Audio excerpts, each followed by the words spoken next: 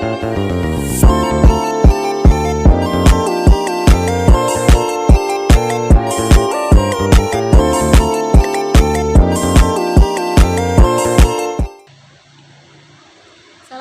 warahmatullahi wabarakatuh. Alhamdulillah, wassalatu wassalamu ala rasulillah wa ala alihi wa sahbihi wa mawala. Amma ba'd.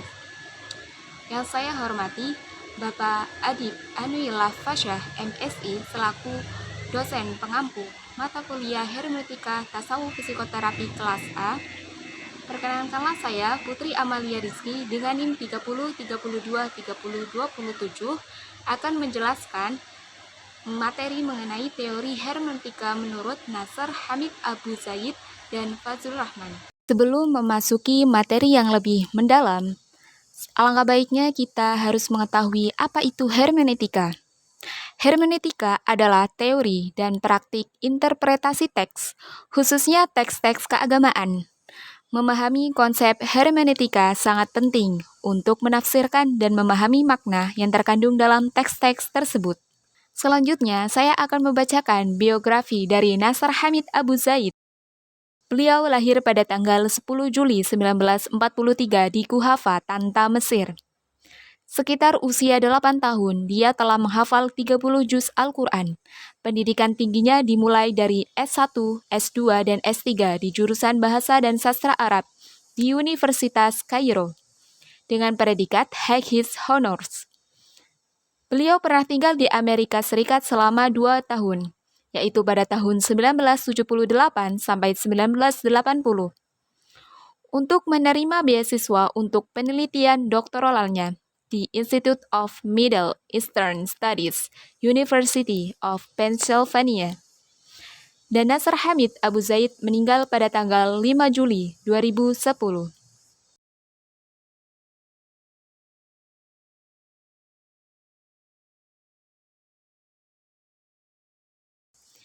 Karya-karya penting dari Nasr Hamid Abu Zaid banyak menaruh perhatian pada aspek teks atau nas, mengatakan bahwa peradaban Arab Islam adalah peradaban teks atau hadroh al-nas.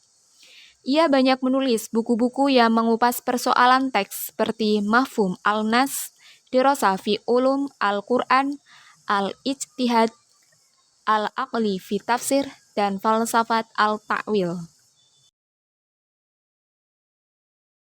Fokus pemikiran Nasr Abu Zaid berfokus pada penafsiran teks-teks keagamaan dengan menggunakan pendekatan hermeneutika. Nasr Hamid Abu Zaid menilai menjadi kontroversi karena karya-karya yang dinilai kurang bermutu dan menyimpang atau merusak ajaran Islam.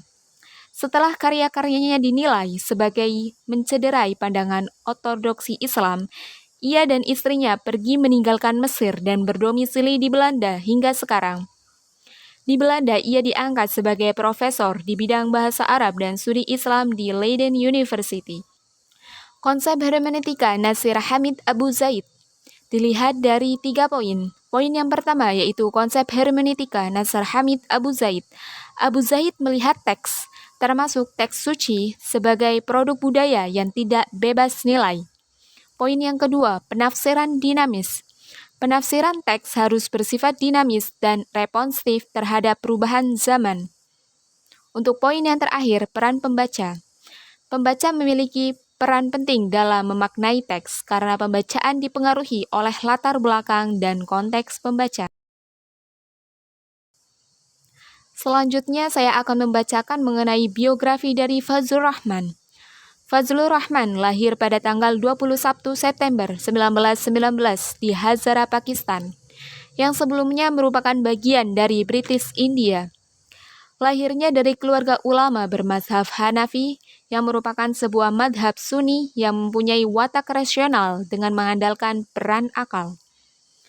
Rahman berpengalaman dalam pendidikan, telah memperoleh gelar PhD di Lahore, India.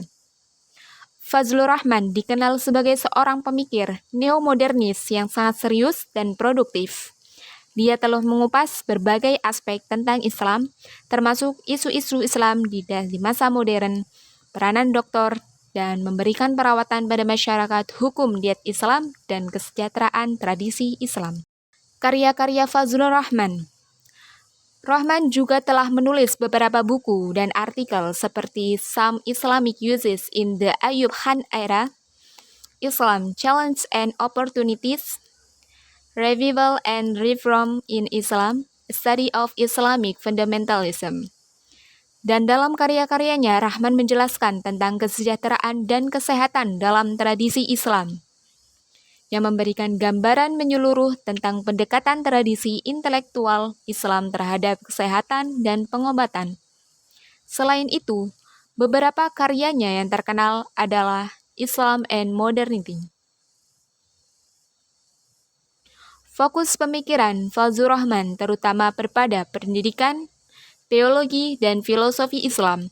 Rahman merupakan seorang pemikir neomodernis yang sangat serius dan produktif, yang memiliki pengalaman dalam pendidikan teologi, filosofi, dan ilmu pengetahuan dengan pendekatan pengetahuan hermeneutika.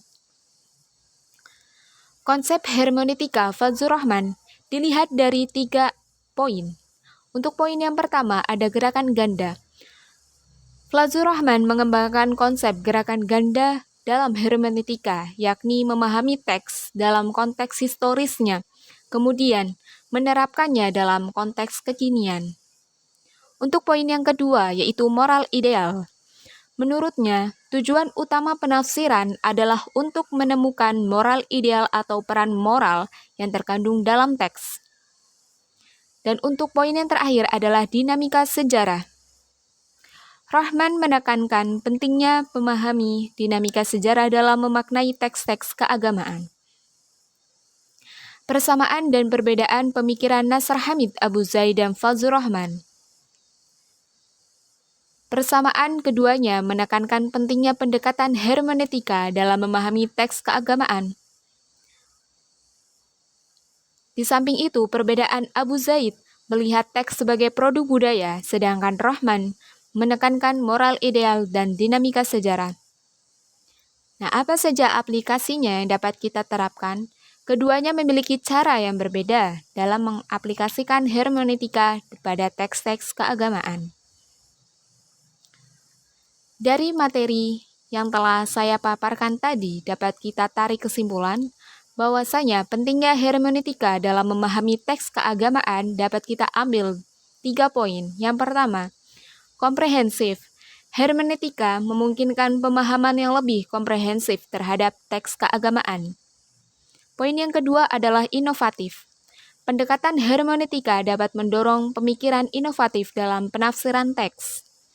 Dan poin yang terakhir adalah keseimbangan.